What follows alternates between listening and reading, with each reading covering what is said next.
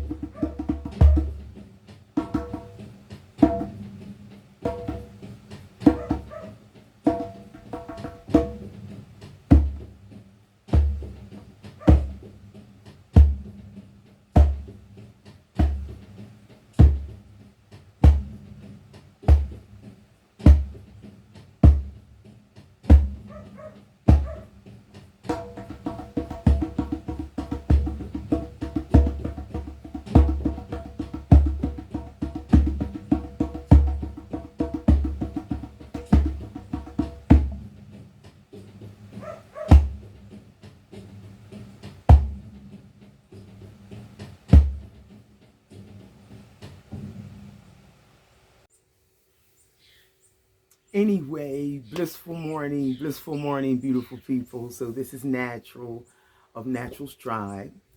And wow, we're at the end of the year. And I had a wonderful night last night. I tried to take you guys along with me so I could share some of the nightlife because nightlife here on island is more of what you create for yourself. So I did go out. You'll see a few of the clips. I ran into quite a few people. I got to dance with my sister, Karen. She's so special to me, and we don't get to see each other that much anymore, but she's special to me. I ran into quite a few people, subscribers from the YouTube channel. I was looking at my analytics, and more people watch me in Grenada than in the U.S. So I want to thank you guys for the love and support. And no, we don't always have to agree, but the one thing we have in common is that we love Grenada. I don't care if I'm sharing about a upside or a downside. It has nothing to do with the love. Yes, but I ran into quite a few people who always have something to say. Even a police officer, they all have something to say about the dating in Grenada part 1, 2, and 3. That video almost went viral, for real. Whatever viral means. Yes, so I just want to thank y'all. And we had a good time. Dancing. I wish I could have shared some of that with you, but it had so much music in the background. And I didn't want to have that that strike. The strike that YouTube gives you, whatever. But anyway, Habari Gani. We going from dancing last night to Habari Gani. Dancing last night to Habari Gani. Yes, so anyway, people, yes, I do celebrate Kwanzaa. I am a big Kwanzaa celebrator. I am. Most people don't even know what Kwanzaa is, and that's okay. You have Kwanzaa, people celebrate around this time of year, Christmas, Hanukkah, whatever. One thing I want to make clear, though, is that Kwanzaa is not a replacement for Christmas. It's not. It's a time to pay homage to our forefathers, our ancestors. And people talk about, I heard somebody saying, well, the guy who created it or started it was a murderer, was a this, was a that. Well, what the heck is Santa Claus? A big fat white man? You know what? I'm sorry. I take that back. My humble apologies.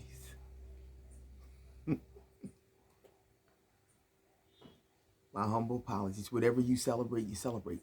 But listen, Blissful Kwanzaa. And Habari Gani, you're going to hear me say it for the next 7 days. Habari Gani means, what's the news? What's the news? Like, what's going on? You know how we say Wagwan, that type of thing. So Habari Gani, the language is in Swahili. And the reason why Habari Gani, what's the news? Okay, and then you respond. It's like responding call. You respond with the spiritual principle of today. Today is the first day of Kwanzaa, and it is unity. Well, Umoja, because the entire 7 spiritual principles are in Swahili, a Kenyan language, and we need to be learning one of our African languages back. So if you know nothing, this is a good time to learn 7 spiritual principles, something that's going to heal you from the inside. And I love that. I love the fact that I can do it right here from the island of Grenada. I did it many years in America. When I was in Africa, I still celebrated it. And I like to celebrate things that bring me fulfillment on the inside. I'm not messing around with something coming down a chimney with a big red, white suit on and making my kids believe. It got to be something that's going to heal them spiritually, mentally, emotionally, and preferably, possibly financially. Because once you know who you are, through principles, you have an opportunity to learn who you are. And I love that. I love that. I love going on the inside and speaking my truth. I'm not a person who will not speak her true experience. It may not be something you're agreeable with, but trust me, it's my truth, and it's probably the truth. I'm not saying I know everything. I'm not saying everything I state is right, but I'm about getting to the exact nature of the truth. And it's one of the reasons why I celebrate, because we need to pay homage to our ancestors. They paved the way for us to do what we do today, at least for me. They paved the way. So as long as I have a spiritual principle that I can hold on to throughout the course of a day, I don't have to adhere to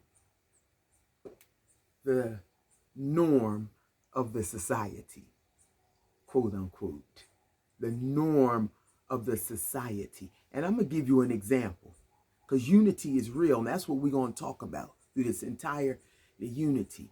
Like, I love my people. Anybody that loves and support me, I love and support you. And even some people, you don't even have to support me. I'm just a supportive person. So on my last video, somebody said something.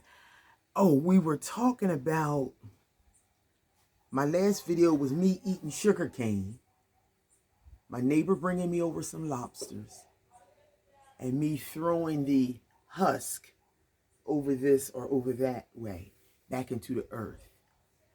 And so they stated, whenever you attempt to eat sugar cane, get you a plastic bag. Let me talk about adhering to the norm. That's what I want to talk about. I am not your typical person, and I'm sure I am nothing like you. I'm sure my beliefs are totally different than yours, but guess what? I respect yours, and you really need to try to respect mine. I've lived in countries where plastic ain't even allowed. Plastic kills. Why would you suggest I get a plastic bag and continue to kill myself and infest the earth? Because that's all you do with plastic. I lived in countries where plastic ain't even allowed to come through the airport. That's how toxic plastic is. Plastic is the reason Grenada,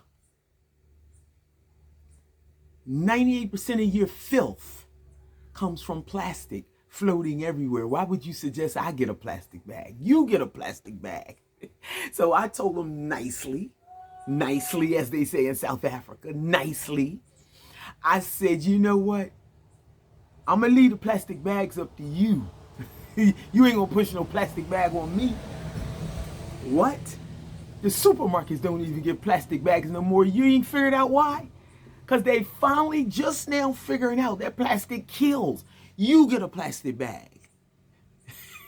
Leave me. Anything that comes from the earth should go back to the earth. And they went on to say that it creates ants. Well, ants are God's creations too. They got to be here. However, You got to be eating a whole lot of damn sugar cane to create a pile of ants.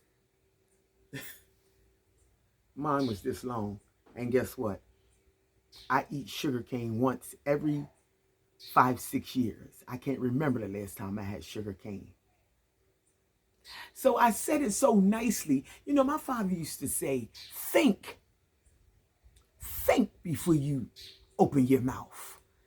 Because that get a plastic bag thing was an insult to me, insult to the universe, insult to any kind of animal that lives. As I was on the beach the other day and a plastic bag rolled up right beside me. Grenada's beach. And I said, now see, this is the reason why I can support and respect Rwanda when I lived in East Africa. Plastic wasn't allowed in the country. You come through the airport, that thing will go off like you had some diamonds in your bag. Ding, ding, ding, ding. You got to open your suitcase. I said, ain't nothing in there. Open that plastic bag right there. Can't come in our country. See, they smart. We on the back end. We all know Grenada's on the back end of everything. They're on the back end of medicinal cannabis. They're on the back end of plastic bags. So, hello, happy holiday. I'm wonderful. Who is, okay. Somebody's speaking, and I have no idea who it is or was. But that's okay, because Grenadans have a way of greeting you. And please remember, when you come to Grenada, good morning, good afternoon, good night, any island. So we're talking about unity. We're talking about it's respect to greet people, if that's their culture. And it should be almost everybody's, but I can walk past 20 people in America. And I'm 6'1" with nappy hair and a deep voice. And I can say good morning. And people can never open their mouths. But just remember, when you come to another man's country, whether you can speak their language or not. Oh, more unity. Speak their language or not. This is for the tourists that come on the cruise ships and so forth and so on. Like, see, I'm a market person, so I'm downtown. Most of my time is downtown, experiencing the real Grenada, I always say. And you know, some people, tourists, we love you. Welcome to the island. I'm always going to greet you because they greeted me. I've been here 9 years and 60 days shy. January, 30 days. What's this, December?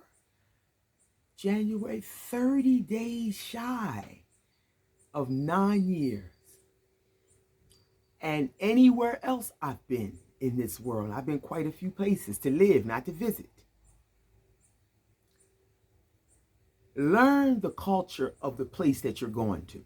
Just skim through. You can Google and skim through what's important to the people on the island of Grenada, and I guarantee you, you're going to see somewhere greeting. To not greet someone is disrespectful.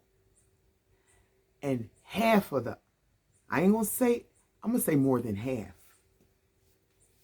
When some of them come off them cruise ships,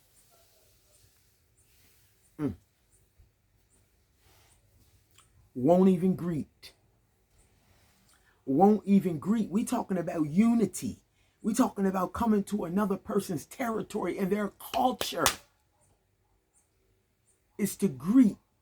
And you walk right back. I've tested them out. I said, good morning. Welcome to the island. And you know what? Even if you don't speak a person's language, come on now. Correct me if I'm wrong. Even if you don't speak a person's language, you can't tell me that you don't know when somebody's greeting you. Normally, it's a smile on their face. Normally, they're looking you directly in your eye, or maybe not so much in your eye, because South Africa, it was the culture to not look an elder in their eye, or anyone of higher stature, a man, an elder. I had to learn the hard way. I was telling the children, I was a grade 7 school teacher in South Africa. I was saying, look at me when I speak to you. It's rude. In my world, it's rude. But in their culture, you don't look an adult in the eye. And they kept looking down, they kept looking down. So I went to the other teachers and I said, Mistress, I have a couple children that are showing some level of disrespect. They're not looking at me when I speak to them. She said, Madam, it's our culture. We don't look adults in the eye. Children would never. It's disrespectful. They're respecting you. I said, so I had to go back. I always had to go back. We're talking about unity. I always had to go back. All my teaching experience is international, except for 1 year in America. Always had to go back.